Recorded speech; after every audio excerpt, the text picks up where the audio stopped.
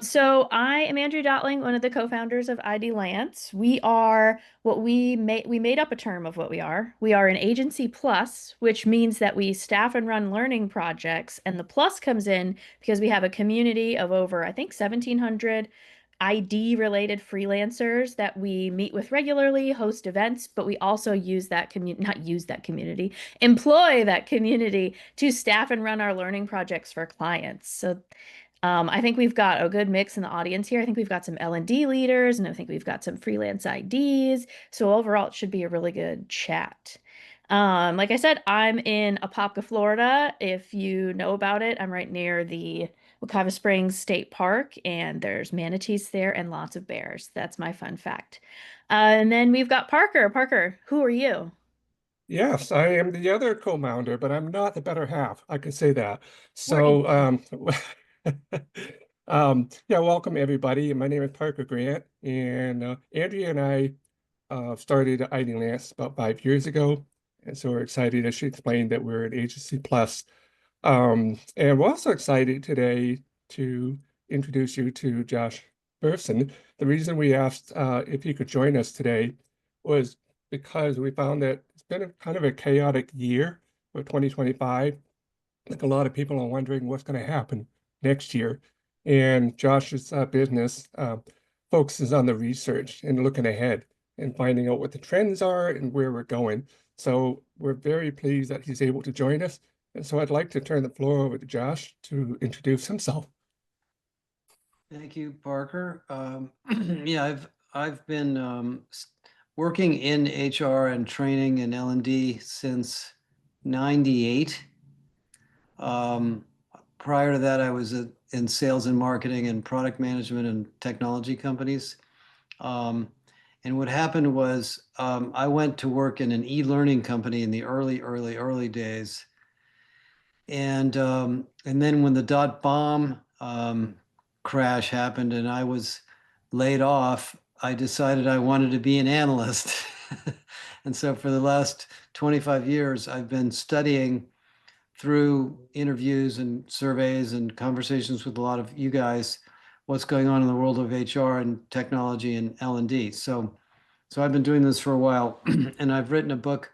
I wrote a book called the Training Measurement Book a long time ago, and another book called the Blended Learning Book a long time ago. So I spent a lot of time in L&D early on, then got involved in much more HR, other things. But this year and next year is going to be a massive change in L&D. So I'd love to share with what I'm seeing and hear from you guys what you're up to. Yeah, no, thank you for being here and for offering your expertise here. I think the first thing we're going to do is sort of ground ourselves in talking about the rapid pace of change in 2025. As Parker was saying, this year was crazy. It felt relentless, it was fast, there was constant shifts, not much time to breathe with layoffs, budget cuts, a big emotional toll just of trying to stay on top of everything, new tools coming out, being expected to be an expert the next day on every new shiny thing that came along. So I think the first question we want to ask to you, Josh, is what's one thing that you think people in this industry should forgive themselves for when they look back in 2025? Let's start with some group empathy here. Um, I don't know. I would say maybe if your career was going sideways this year and didn't take off and grow and do as exciting things as you liked, I would just put it behind you because you're about to enter one of the most exciting periods you've ever had in your career with what's going on in AI. So I don't know if that's exactly what you were asking, Yeah, Andrea. no, it's very comforting to hear that from you, and I'm like very excited to see what the rest of your answers will be. Okay. All right. Parker, do you want to ask the next one? You're on mute. Yes, that would help. It would help to hear better if I do that. Yeah, so it's nice to know that we're entering an exciting era next year, and I can see that coming, especially with the advance of new AI tool. It's just so rapid. There's a lot of things happening. all at the same time. But so I think you mentioned maybe someone else mentioned the term super workers. Yeah, that's our stuff. And Yeah.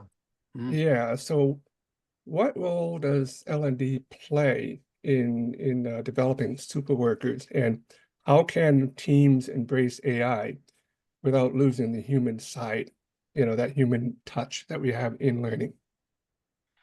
Well, okay, so there's two sides to this. One is AI in L&D, and the other is AI for everybody else. So let's talk about the second one first. Um, every single company I talk to, and I'm sure all of you are seeing the same thing, is trying to figure out how to be transformed by AI in terms of productivity, new workflows, new products, new services, new offerings, simpler IT stack, et cetera. So every job function in your companies that you work in is going through some discovery process of how AI could change it. And the tool sets, of course, as you know, are changing almost every month. So, what AI could do 6 months ago is almost, primitive to what it can do today. So this is not a one-time transformation like you might have considered the web or the cloud or the mobile applications. This is a fast-moving target. And in order for companies to kind of catch up to the speed at which the innovation is taking place, they have to really, people in the company, employees, have to learn how to use this stuff. They have to learn what it is. They have to learn the architecture behind it, why it doesn't behave well, what their job should be, and then how to build things on top of it. Because what's interesting about AI, the reason I know this is we've been building our own AI for 2 years, is that this is a technology that everybody can program. You don't have to be a software engineer because it speaks English or it speaks the language you speak. So there's a massive amount of education on the fundamentals, the how-tos, the how to build things, and then how to reinvent your job. Um, and this is going to be going on for a while. And so whatever, role you are, whether you're in sales training or customer training or, leadership development or, other domains of your jobs, somebody in your company is freaked out about skills. Now, the thing that we're learning so far is, if you're an AI engineer, there's 100 things you need to know about math and science and data and so forth. But for the people that use it, which is the 98% of us that aren't engineers, um, taking a course doesn't really teach you how to use it. You got to use it to learn how to use it. So this is a hands-on, exploratory,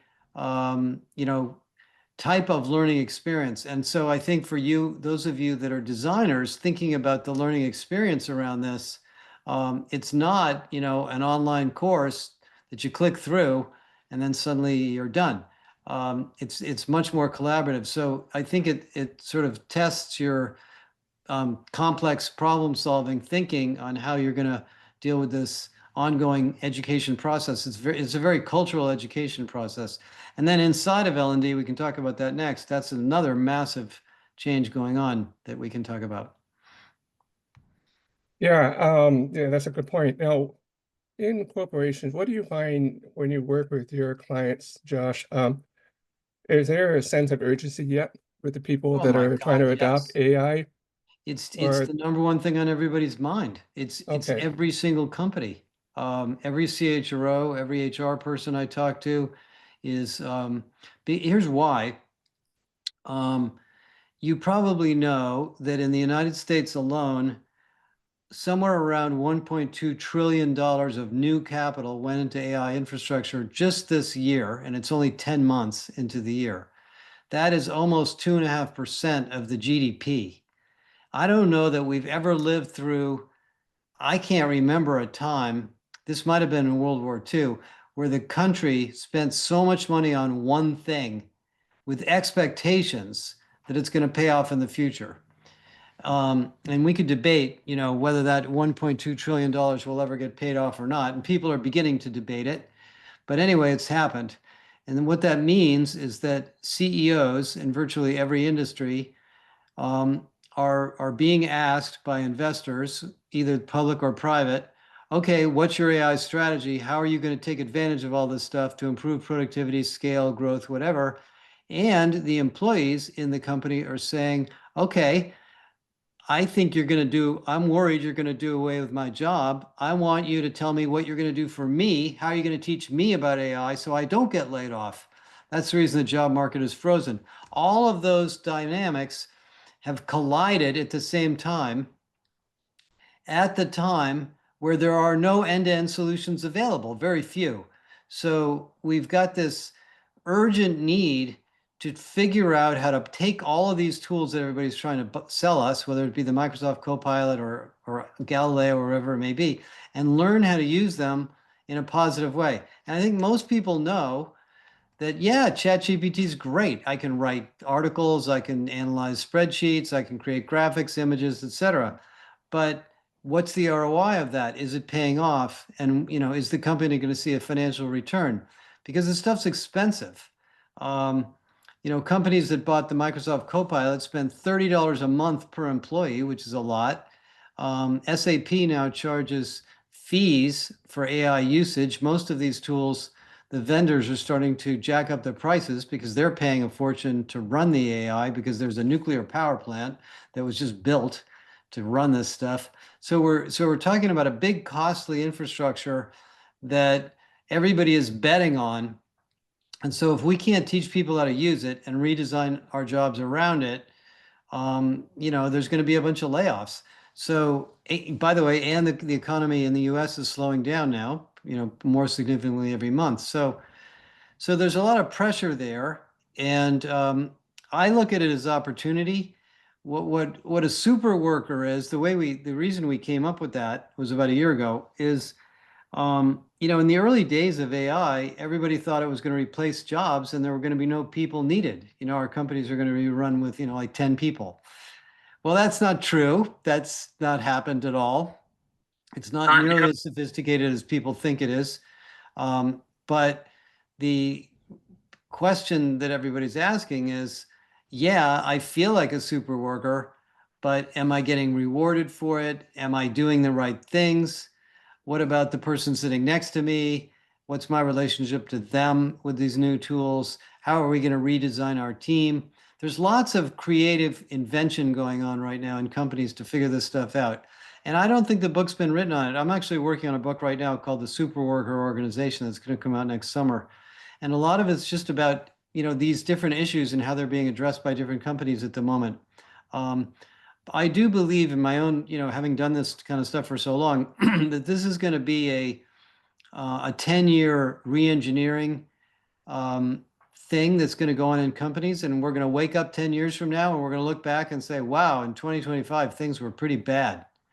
Our company's so much faster, so much better, so much more integrated now than it ever was before. But that's kind of the way the web feels. Now the internet feels really cool, but in the year 2000, it didn't feel very cool. It was very confusing then too. So we're going to go through another 10, 8, 9, 10 years of figuring this stuff out.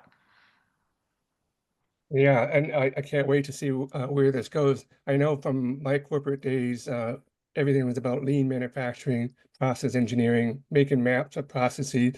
But now that must be crazy. It's, the processes got to be updated constantly because of AI advances. What about in the L&D world? What about the human side of things? That human touch, the empathy. What are your thoughts on that? How can we maintain that as we start to auto-generate courses? Yeah, let me give you two of my sort of discoveries about human beings. Everybody has similar findings. The first is, I don't care how smart the AI is, it isn't even close to the intelligence we have in our bodies. I mean, I've been using these things now since the beginning. I mean, just this morning, I had a long conversation with ChatGPT about government spending and various issues in the government budgets, and it was completely wrong. It was making mistakes.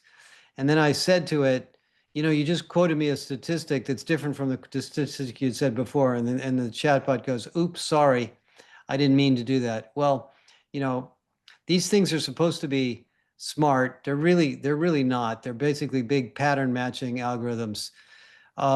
We as humans have millions of years of genetic coding in every single one of our cells that make us incredibly intelligent through our emotions, through our visual senses, through our intellectual abilities, through our judgment, through our experience, through our wisdom, through our sight, through all of the things we do. And we're learning animals. I mean, people are learning all the time. That's what we do. That's what babies do. That's what we do our whole life. So that's my number one point, is AI is a tool to help us. It is not a replacement of us, and it is not a person. I don't like personifying it. I don't think that's actually even the right way to think about it. The second thing I would say is that because we are complex, we have feelings, and when we're threatened, or there's a lot of uncertainty, or somebody lays you off, or you read an article by some guru that says that 50% of the jobs are going to go away, you may not react positively. And so what's going on right now is employee engagement is that it is lower than it's been. If you look at the Gallup data, it's lower than it was during the pandemic. We're doing a worse job of taking care of employees in companies than we did during the pandemic by far. There's a lot of expectations. There's a lot of push for growth. There's a lot of push for productivity. There's a lot of threatening of layoffs, threatening of automation.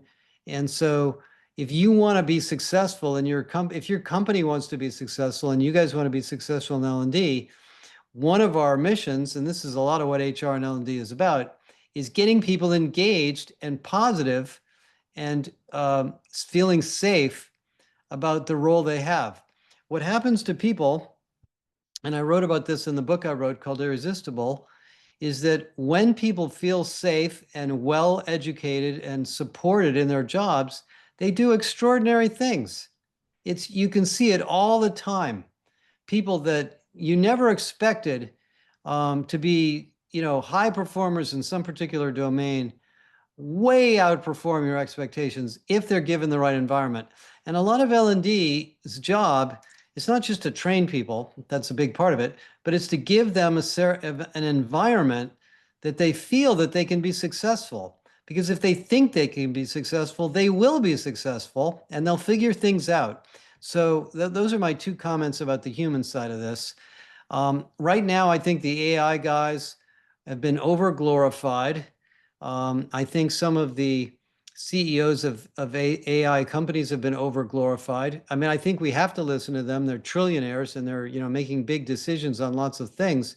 But like just yesterday, I saw that, first of all, that Sora product from ChatGPT has no value I can find other than creating giant chaos for all of us. They're going to allow pornography to be distributed in ChatGPT. I'm like, where do these guys, what's going on in their heads? I don't know. So, a lot of your job in L&D is to just, kind of give people a little sense of security about their jobs and their companies and their roles and their professions, so they can do their jobs well and the company can perform better. So I mean, I think the human side of your job is very, very important right now. Yeah, I don't think we can overstate the need for that continuous feedback loop that we have between employee and supervisor. I mean, we still could get Well, that's the other online part of it, you learning. guys, is instructional people. You live and die by the input and the feedback from the people you serve. You're the ones who oftentimes know what the performance issues are in the teams that you're training, that a lot of execs may not understand. So you're a very valuable source of information for other people in the company, to say nothing of being a solution to a lot of these problems. So that's why I think. By the way, one more quick thought on Parker on this whole issue of L&D. When I got involved in L&D in the early 2000s, chief learning officers were peers of the chief HR officer. They were very, very senior jobs. They were transformation leaders. They were culture leaders. They were running major academies, universities, whatever they were called. Over the last 25 years, their job has been demoted and demoted and demoted and demoted. They got stuck into HR, then they got stuck under the head of talent, and then they got given a bunch of projects. And the L&D profession, as I perceive it, has really suffered. That is about to change because of the tools you're about to get your hands on. You're going to have a much bigger responsibility in companies. And whatever your CLO person is, or title, or head of training, or whatever it may be, that person is going to have the opportunity to do many, many new things for the company that they couldn't do before. And I think one of the reasons that L&D kind of got a little bit, maybe demoted, is because we had kind of old tools and old approaches and old technologies, and everybody's like, yeah, whatever, stick it in the LMS and train people, and whatever. We're gonna have, I mean, the tools that you have access to now, and we'll talk about it in a minute, are so spectacularly different. It's a very uplifting period of time, I think, for the whole instructional design and education and training profession. Yeah, that makes a lot of sense. We have a question in the chat, and I want to ask it now instead of waiting because it's relevant now, if that's okay. So we have Sure. one that says, oh, thank you. Do you feel that the threat of layoffs are more attributed to AI being able to accommodate repeatable tasks, or more so the geopolitical macroeconomic No. issues? Well, I've had an opinion on this for a long time, but I just read something in the Financial Times today that I think the economists are beginning to agree. There hasn't been that much automation that it could result in this many job losses. The reason the job market's not growing, it's not really shrinking, but it's not growing, is primarily because companies believe there's going to be more productivity, so they've stopped hiring, and they are spending a lot of money on IT, so that takes budget away from hiring, and we have an economic slowdown. So I don't think there's that many jobs that have disappeared because of AI, but there's a lot of expectations that they're going to disappear. So what companies say, CEOs and CFOs, is, let's just stop hiring for a while and kind of grow into this new productivity world we're going to be living in. And but the job market has been tough for white collar work. If you're in blue collar work, it's completely different. There's a huge shortage, but I know it's tough. I have friends who are HR people that have been looking for jobs, people in training, people in all sorts of jobs, marketing people that can't find jobs. It's kind of a tough time right now. But I think, as one of my missions with you guys and everybody that I meet is, if I can give you my insights into how to be a super worker, you're going to have an incredible career using AI in your domain. Well, yeah, so that actually brings me to, you mentioned a couple minutes ago that you might be able to discuss some tools. Maybe in that context, do you want to kind of delve in to Yeah, let that a me little talk bit? about, okay, so we have a research report called the Revolution in Learning and Development. I don't know if I can probably upload it here, but you guys can get it on our website, or we'll send you a link. Um, so let me take a couple of minutes and give you this sort of big picture. So the paradigm of corporate training, as long as I've been involved in it, is the instructional paradigm from education, which is, we have a teacher, an instructor, an instructional designer, a subject matter expert, somebody who knows a bunch of stuff, and they impart that knowledge into a design process to build an instructional experience that's usually a course. It might be a video, it might be a wallet card, it might be a simulation, it might be a meeting or whatever, but it's basically an instructional event.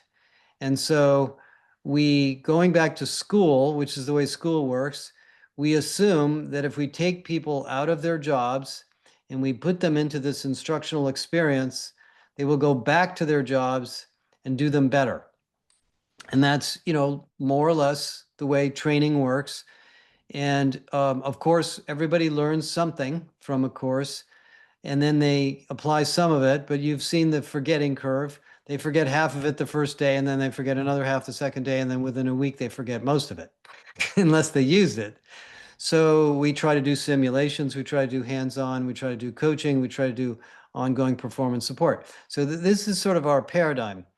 Um, And that paradigm was invented long ago before I was around, but it goes back to the Socratic ideas of education. It probably goes back to, early childhood education, that, we want to take people out of their daily life to learn so they have more space to think and absorb than when they're in their daily life. I think if you actually look at the consumption of training in the world, the training industry is a 350 or $400 billion industry. It's not that high. Most courses are not completed unless they're mandatory. The companies that sell course libraries find out that their clients only consume a tiny percentage of the content that they have.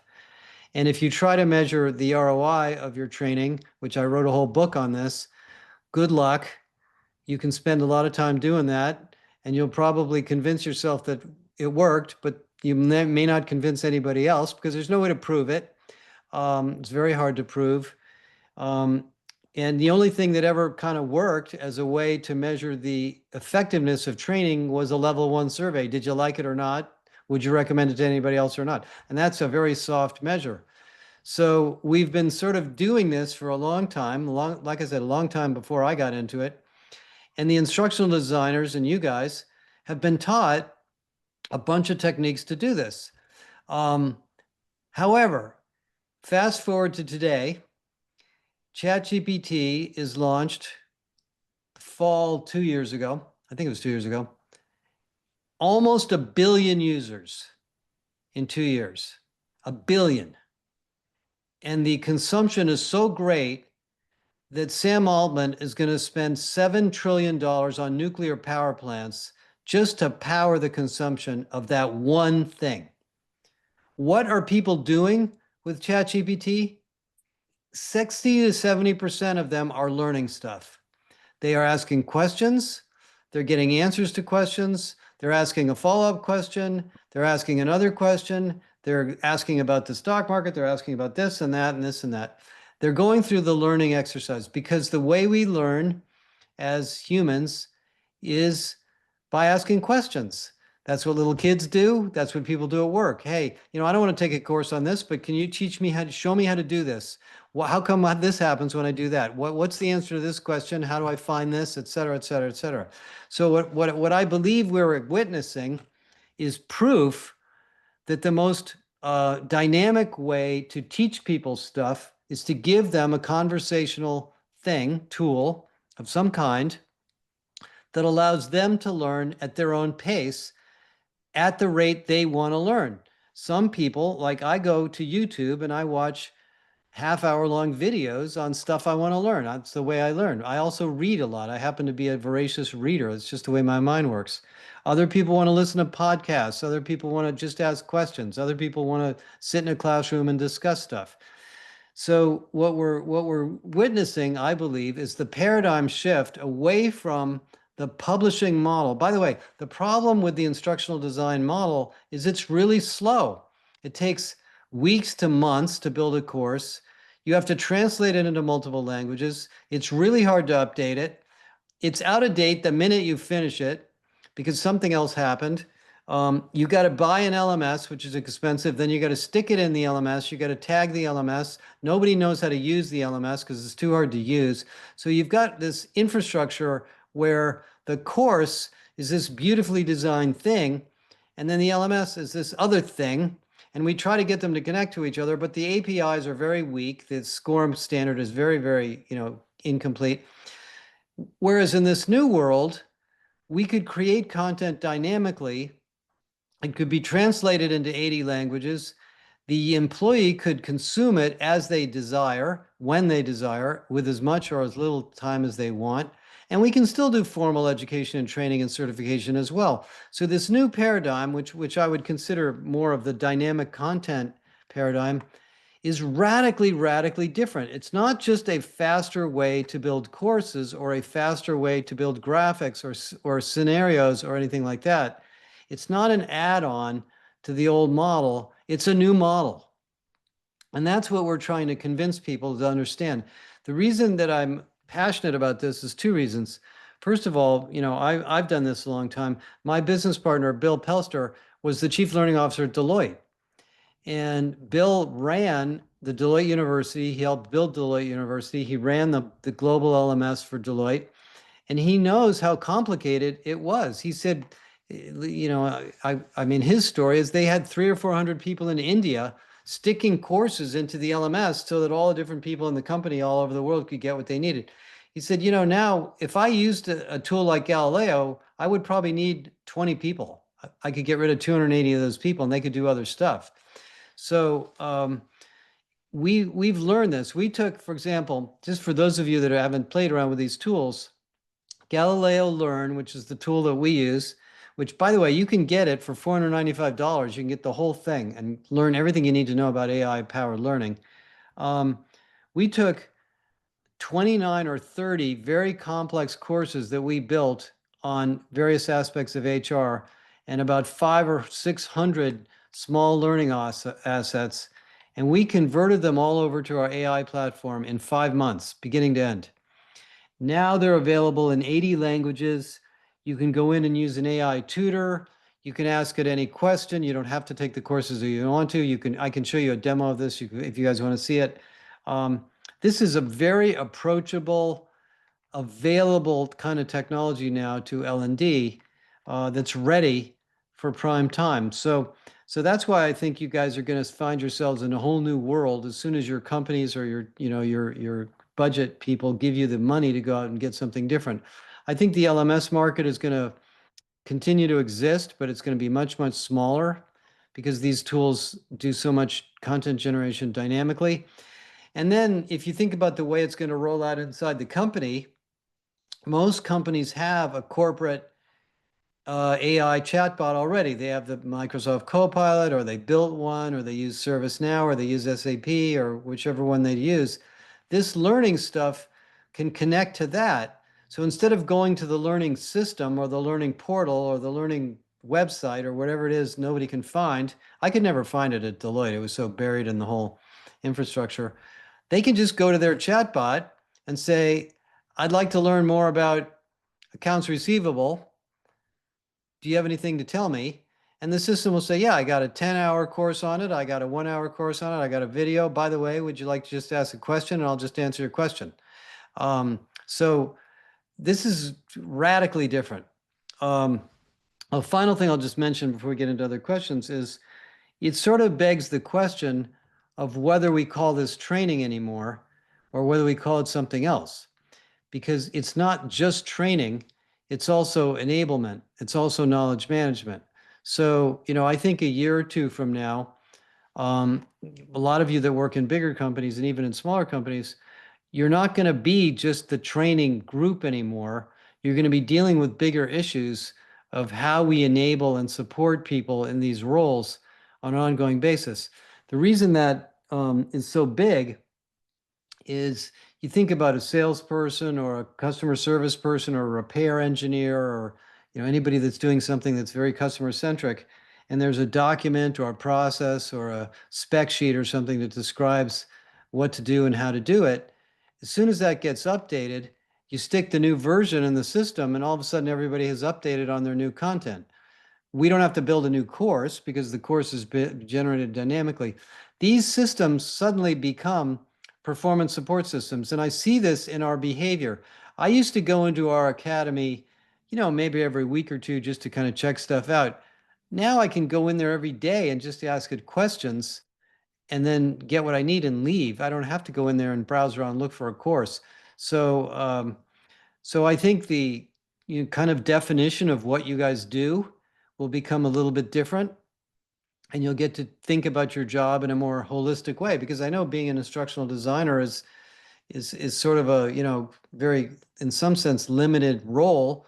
And you want to do more things. Now you're going to have a tool set that can do more things. It was a long answer.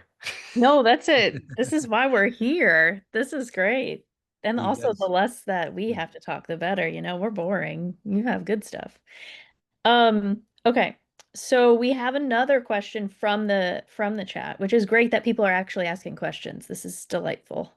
Good. So speaking of what you kind of were just saying, of course, so what role do you think L&D can play in helping the organizations move beyond using AI for just like efficiency stuff, but actually creating value and how, the business is sort of working and Well, I'll give you an example that just hit us just last week. So we have a client who's a large defense contractor. And so they're, I don't know, 150,000 people, multiple business units, all sorts of super secret stuff.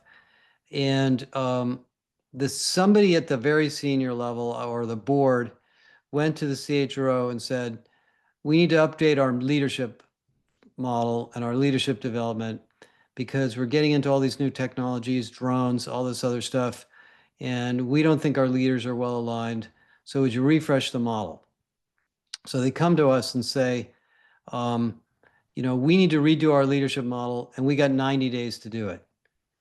And we don't even know where to start. So, and they're talking to us, and they're talking to, like Korn Ferry and a bunch of, instructional companies that do training programs and leadership development companies and so forth. And we said, well, look, if you're in a really big hurry, what we could do is we could interview the top 10 leaders in your company, or we could interview 20 of them. We'll just tape record the interviews, and we'll generate you a new version of your leadership development program in about 2 weeks. You give us the background of the current stuff you have. We'll put in there all the content we already have on leadership, and we think we can get you to a prototype in probably less than a month. And it'll be completely aligned for all of the fancy new stuff you want to teach people about. They said that we were the only one that gave them a proposal like that. Everybody else said it's a 6 to 12 month project, and we've got to do all these interviews, and we have to do all this instructional design and testing and so forth. So we're doing that. We're doing another project just like that with an airline. So this is a different model of problem solving, not just content development, of problem solving. When you think about the technology, that any piece of content that you can get your hand on in any format can be reauthored or used in different forms of instructional design or publishing, all of a sudden your mind just goes in different directions. And so, those are examples that we run into now. I think it's going to be huge in sales training and where there's constantly changing topics. One of the pharmaceutical companies we're working with is doing this. We're working with them. What they're doing is, in the pharma industry, there's a lot of manufacturing and business process stuff and commercials and commercial operations and all that. But in the fundamental building of the pharmaceutical products, there's science units that have bodies of biologists that work together in certain domains where they have similar scientific knowledge. And you try to train somebody who's coming in from the outside on working in that company, it takes them a long time to get to know all these people and understand all of the sort of science that the company already has. Well, they're building science, drug-based corpuses of knowledge from these experts in their learning platform, by the way. Well, you can call it a learning platform if you want. And what they're going to do is they're going to use it so that everybody in those groups can collaborate and share information more quickly, and new employees can come in and immediately get up to speed on what's going on. Rolls-Royce is doing the same thing, by the way, than jet engines. A jet engine is a very complicated engineered thing too. You can't just take somebody out of school in 2 weeks and teach them what's going on. It takes them 2 years. So, there's lots of examples. We're just getting started on this. Another one that just came up was a large, sort of a travel agent, online travel agent, was trying to figure out how to train their service. When you call these travel agents, you ask them a bunch of questions about what you want to do. They either do or don't know what maybe they've never booked a travel flight or an experience like the one you want. So they've connected an AI platform up to them so that when the travel agent gets a call from a client and they start asking a bunch of questions, the call itself is listening to the conversation, and it's going into the corpus of knowledge, and it's pulling up information so that the travel agent is seeing in front of their own screen recommendations on what the person's asking for without having to go look it up or find somebody that knows how to book this particular type of travel. I mean, that sounds like magic, but it's actually not that hard to do now. So, I mean, do you call that training? I'm not sure. I don't think that's training. Yeah. Wow. I would like that for my own life, Yeah, honestly. think about that in our daily lives. I mean, we're going to all have those kinds of tools at our fingertips. Yeah. This is great. I think we want to sort of we have a question that we really want to ask. We're going to get back into the people who are, asking questions in the chat. We're going to do our best to get all of those and have like a Q&A at the end. But I'm really interested in kind of thinking about strategy going into 2026 that's very practical. I know at here at IDLance, we're trying to shift our focus towards reclaiming strategy and agency after sort of being a reactive year for the whole world, right? And then Right. also emphasizing what's in our control, right? There's so many things happening and there's not a lot we can do about a lot of things, but we do have control over our mindset, over where we focus and on planning. So with that being said, since we have a lot of different leaders and individual contributors here, do you think that there's kind of one small but powerful action that teams can take in January to sort of set the tone for the whole year? Yeah, I think there's two things that each one of you guys should do. Get yourself into like Galileo Learn or whatever tool you like, a really good AI, integrated AI learning platform, and get your hands dirty so you're familiar with it. So you can go to your team or manager or boss or whoever it may be that's involved and recommend some different approaches. And rather than waiting, this is a fast moving, fairly unknown area of technology. I'm surprised that in recruiting, everybody knows everything about AI. In L&D, not so much. I think the products and the tools have been coming later to L&D. Now you get them. And I think and I'm not trying to sell you guys on Galileo, but I think it's a great package to just get your, and we'll show you how to use it. Any of you guys that get in there and you want help. Um, and and because you're gonna want to go to your teams because listen, this isn't just a way to do fancier solutions. It's a way to save money. You're not going to need as many people publishing stuff in the LMS or doing graphics or creating images or whatever all the, kind of design jobs are. A lot of these manual design jobs are going to get speeded up dramatically and freeing up people in L&D to do more consulting or strategic, face-to-face training, which they may not have had time for in the past. So that would be my number two is to, show your bosses or your, managers what's possible. And I think the stories are going to come out. I mean, I don't go to ATD anymore. I haven't been there in a long time, but um, these are groundbreaking new paradigm approaches. And you can use our report if you guys want to. I'll just stick the link in here. If you need to read something or send it to your boss, take a look at this stuff. We have nothing. We're not trying to pitch our product, by the way. We're really mostly an education and research company, but um, I think it's time to kind of come up with some bold new ideas and just push them forward. Yeah. Yeah, that's obviously good advice. I like to use ChatGPT and various things just for my home life and so many questions I have, and whether it's auto insurance or health insurance or anything to do with the home life or anything to do with I kids. wouldn't trust ChatGPT all the time, by the way. It makes a lot of mistakes. I It would say you does, got to yeah. check it. And you do have to follow up with like Google searches and just kind of sanitize the Par answers. Parker's favorite anecdote is that for a long time, ChatGPT did not know how many R's are in the word strawberry. Oh yeah, I love He that asks it question. regularly. Yeah, it never could answer it. The word strawberry, there's three R's, but it would say there's two.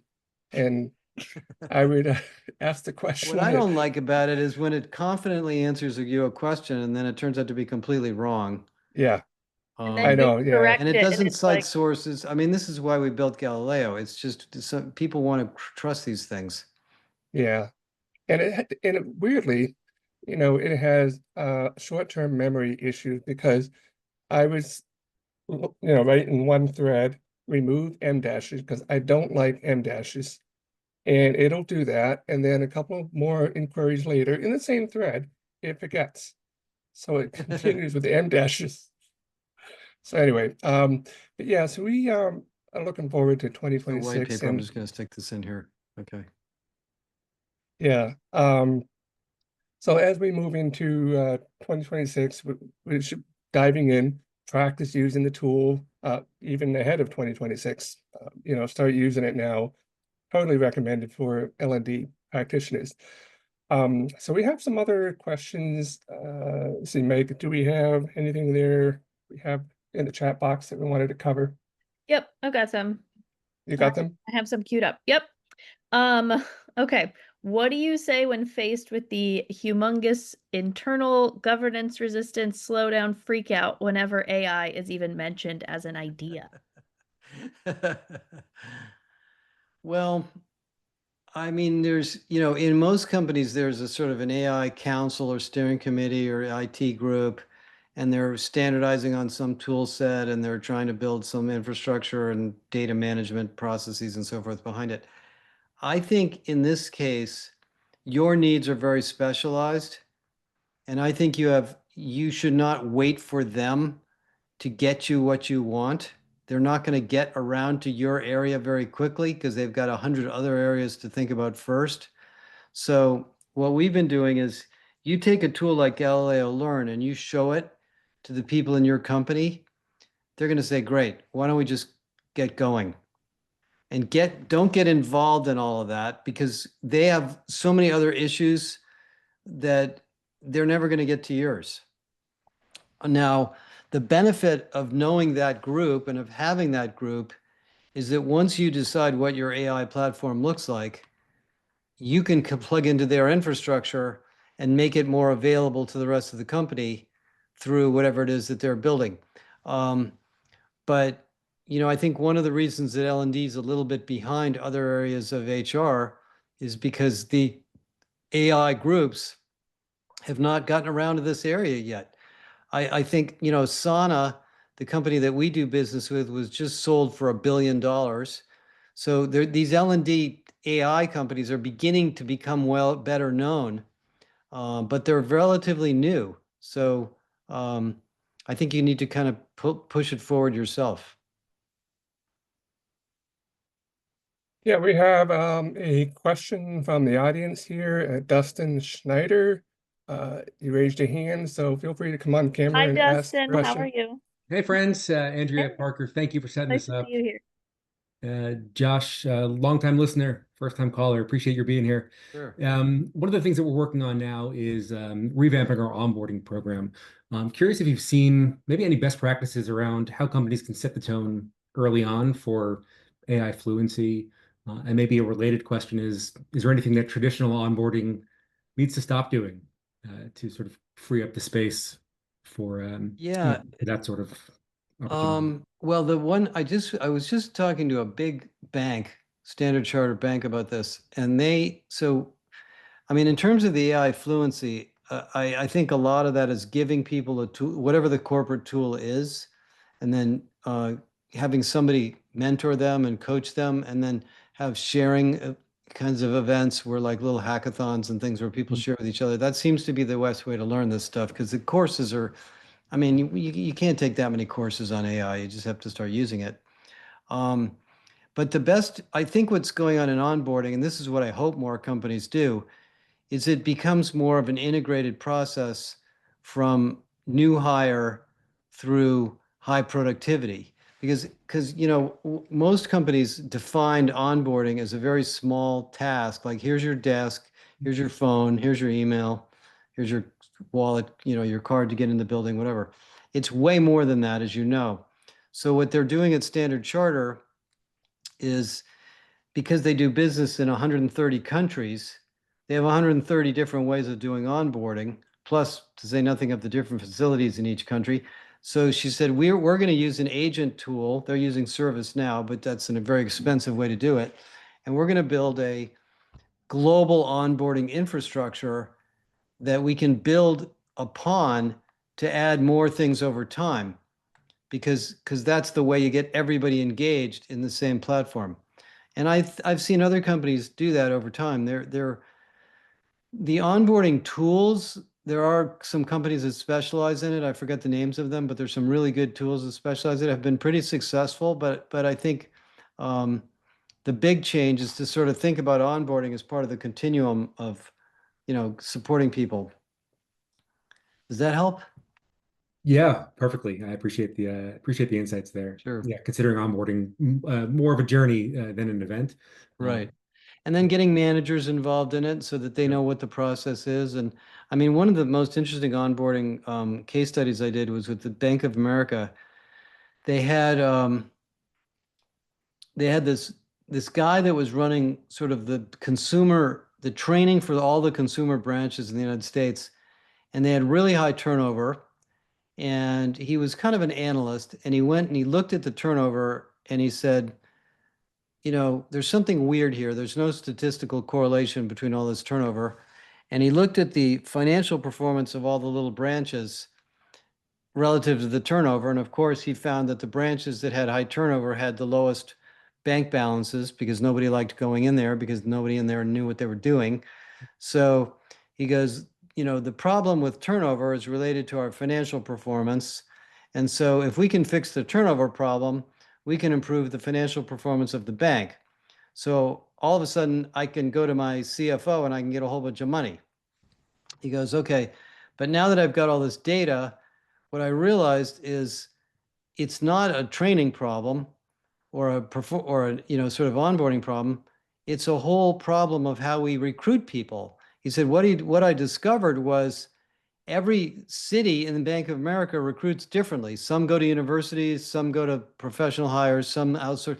So we have no process for recruiting that's national. And then once they join, we have no process of training them because they join with different levels of experience when they join, and the same little onboarding program doesn't apply.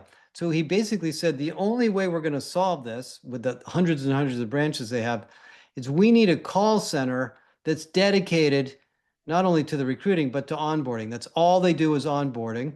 And we're going to build journeys in the call center for the different phases of onboarding, the first week, the first month, the first year, the second year, the third year, so that as people enter the Bank of America retail business, somebody's following along where they are over time, but it can't be the branch because the branch doesn't have any staff. They don't have staff to do this. So eventually they called it the Academy at the Bank of America, which was a nice name. We wrote a big case study on it, and they won a bunch of awards because it made a ton of money for them because all of a sudden the customer service went up and the bank balances went up. So, onboarding is sort of an element of a bigger thing. So I think if you're having a debate about onboarding, you probably ought to have a debate about what's the problem we're trying to solve here. Yeah. And that is super it's I mean, very you assume onboarding is a problem, but it may not be. That's maybe a piece of it. Yep. Yeah. It's so nice to be able to explicitly talk about this kind of thing. So we have more questions, but I know we got to wrap it up. I think what I really want to end on is Time flies. what gives you hope about where things are heading, and what's something you've seen in common with teams that really are resilient and do well? What gives me hope is you guys. I mean, I've worked with instructional people my 25, 30 years. You guys are creative. You've got hands-on experience. You're not intimidated by new tools. You know what your business's problems are. You have so much going for you. The fact that you might feel a little bit marginalized or left in the dust, maybe, that's really just an artifact of the history. So my, positive thinking of this is the number one thing you can do is get your hands on these tools and learn about them so you're armed. Because when you show people what these things can do, it's jaw-dropping. When we show people Galileo Learn, and by the way, if you guys want to do a demo, we can set up a demo on a Yeah. webinar if you want. I just Oh, don't want to get that'd be into a whole great. sales pitch with you Yeah, unless you want to see that'd be it. great.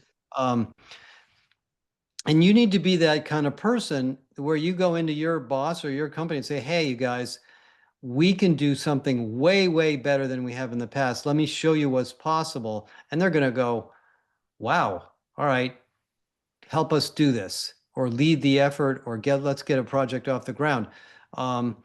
This doesn't happen very often. This didn't happen when Articulate was launched. This didn't happen when Camtasia was launched. These other things were nice, but they were pieces. I mean, even the LMSs were a little bit oversold at the time, but this is like the whole paradigm can change now. And the other reason that I'm positive about it is I think the value of what you guys do is going to go up. Being locked in the instructional paradigm where the solution to every problem is a course, that's somebody put that in the comments.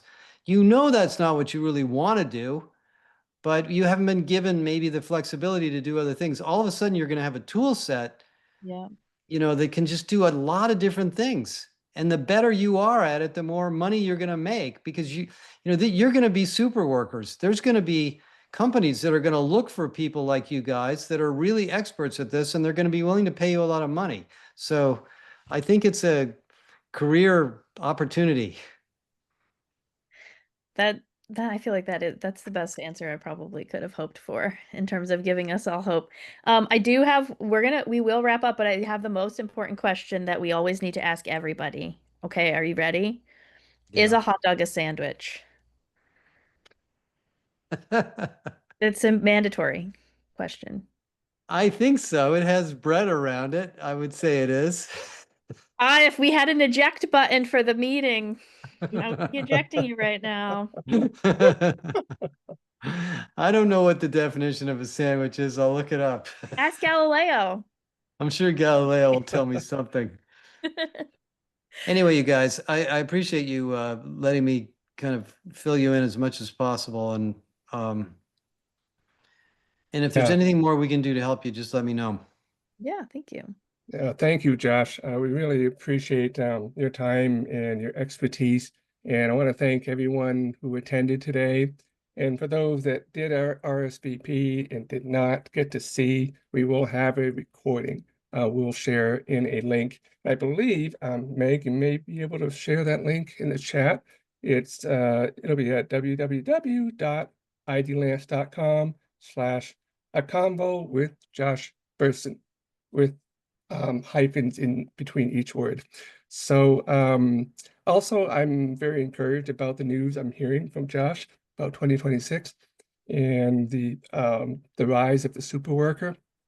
Love it. So I hope you all take away that this is a great and bright future for all of us. So again, thank you for coming today and wishing you all the best in the next few months as we head into the new year. Yep. Thanks, Thanks, everyone. everybody. Thanks, Josh. Bye. This is great. Bye.